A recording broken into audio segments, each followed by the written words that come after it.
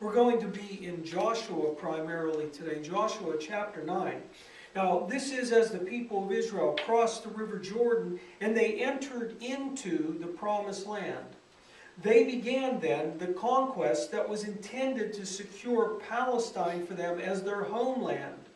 Now, Israel faced the Canaanite nations.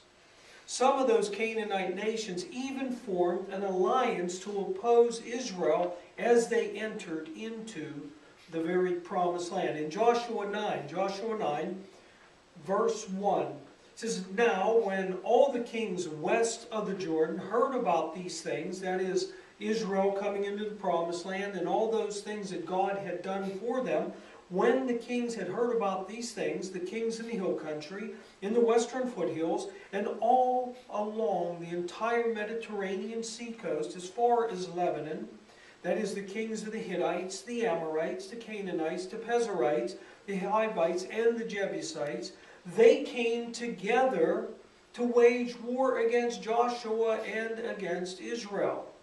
Now, as Israel met and defeated each of the challenges that arose against them, and after in particular the defeat of the cities of Jericho and Ai, the men of an area called Gibeon heard about these defeats. And they developed a plan by which they hoped would allow them to remain in the land and not be driven out by the armies of Israel. In verse 3, it says, "However, when the people of Gibeon heard what Joshua had done to Jericho and to Ai, they resorted to a ruse." Now, this area in which the Gibeonites lived, it lay directly in the path of the armies of Israel, and it lay in central Canaan, right there in the midst of the land. The very land that Israel was intended to inherit. The land that God had promised Abraham, Isaac, Jacob, and now Israel was on the very threshold of possessing as their very own. Now, the men of this area used this ruse, hoping that they would be able to deceive the people of Israel and remain in their land. In verse 4 it says, "They," that is the Gibeonites, "they went as a delegation whose donkeys were loaded with worn-out sacks and old wineskins, cracked and mended.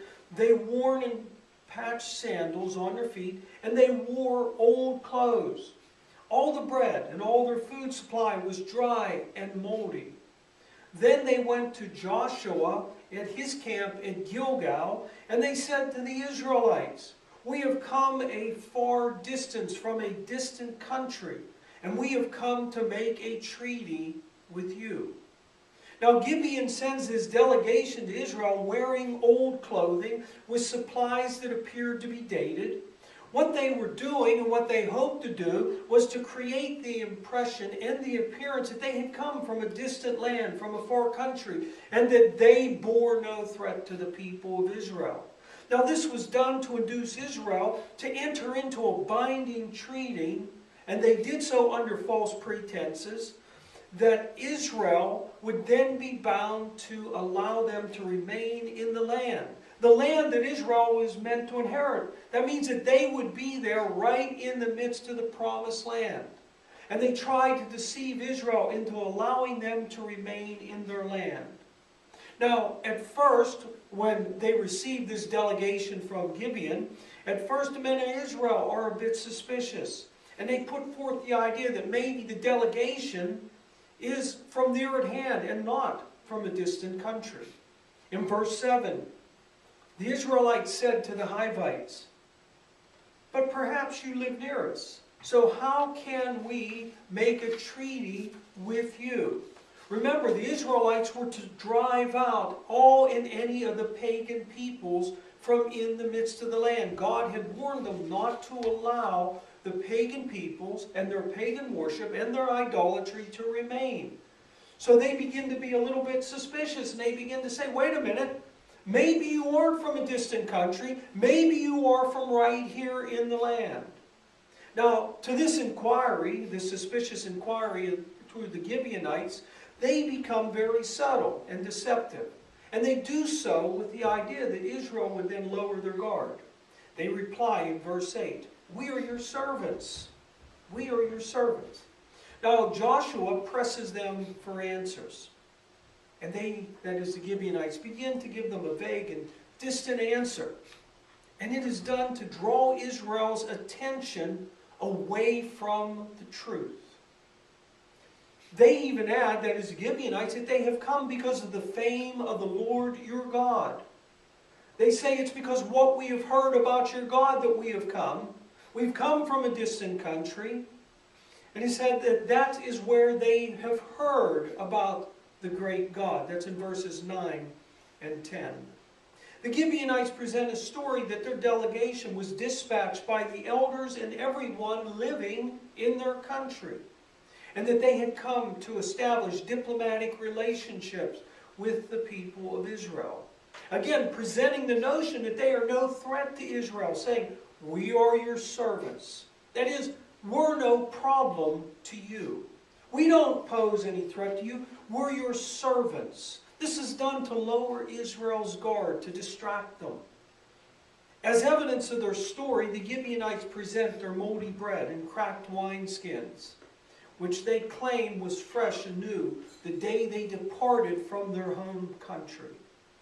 All this was done to create the impression to the people of Israel that they had come, as it says in verse 9, from a distant country. The men of Israel look at the evidence that is presented to them by the Gibeonites. And then, by what they see, that is through what they see and what they can touch, those things that the Gibeonites present to them, they then enter into a treaty with the people of Gibeon. The treaty is ratified by Joshua and the leaders of Israel. And then, unfortunately, it is done without seeking the guidance of the great God. And then, to compound the mistake, they make it binding by an oath. In verse 14, it says, the Israelites sampled their provisions, but did not inquire of the Lord. Then Joshua made a treaty of peace with them, to let them live. And the leaders of the assembly ratified it by an oath. Now, within 3 days after Israel establishes this treaty with Gibeon, they find out, and it is discovered, that Gibeon was not from afar off, but rather they are neighbors. They're right there. They're resident in the land. They are from close by. That the initial suspicions that the people of Israel had were actually correct. They discover that they are from near at hand. But you see, it's too late. They have made a treaty. It is a binding treaty. It is under compulsion of an oath. Now Israel has no choice but to allow them to remain. That is, they become a problem, a fixed, ongoing problem in the life of the nation of Israel. In verse 16, it is recorded, 3 days after they made the treaty with the Gibeonites, the Israelites heard that they were neighbors, living near to them. So the Israelites set out on the 3rd day, and they came to the cities of Gibeon, to Ephrath, to Beeroth, to Kiriath Jearim. But the Israelites did not attack them, because the leaders of the assembly had sworn an oath to let them live. And they had done so by the God of Israel. You see, the whole problem could have been avoided, and future problems could have been eliminated had they just inquired of the Lord. But they didn't seek God's input into the matter. And what they had now done would create future problems for the whole nation of Israel. Now, when the truth is discovered, Joshua, now understanding the mistake that he and all of Israel has made, and the curse which they have allowed, and the challenges that was now before them, there in the midst of the land, they realize that they have made a great error. They realize that they have allowed Gibeon to remain, and now they must protect the very problem that should have never existed.